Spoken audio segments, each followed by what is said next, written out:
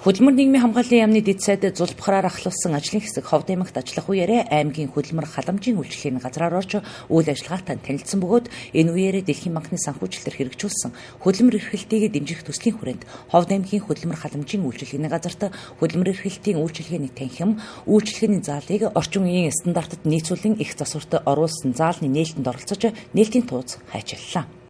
Хөдөлмөр нийгмийн хамгааллын яамнаас хэрэгжүүлж байгаа Дэлхийн банктай хамтран хэрэгжүүлж байгаа төслийн хүрээнд бид нар Ховд аймгийн хөдөлмөр халамж үйлчлэгийн газарт одоо үйлчлэгээ үзүүлэх нөхцөлийг бүрдүүлсэн, 5 дахь орчныг хангасан, эргэн төвтэй үйлчлэгийг үзүүлэхэд чиглэсэн ийм үйлчлэгээний заал сургалтын өрөө, ганцаарчлан зөвлөгөөний өрөө, за тэгээд мөн дээрэс нь гадаах одоо хөгжлийн бэрхшээлтэй иргэдэд хүртээмжтэй байх, үйлчлэгээ хүртээмжтэй хүргэх зорилгоор зам талбайг засаж тогтчулж одоо бас мөн ариун цэврийн өрөөг бас тогтчулсан.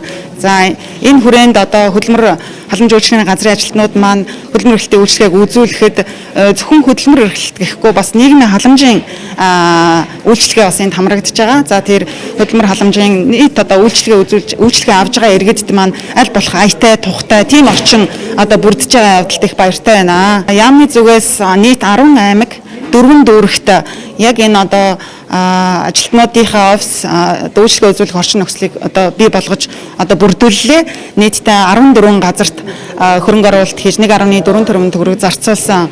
За түүнээс гадна мөн одоо орон нутгийн иргэдэд одоо төслийн зүгээс төрийн банкар дамжуулаад одоо бичил хуваарай хөдөлмөр эрхлэгчдэд одоо зээл олгох үйл ажиллагааг хэрэгжүүлж байгаа.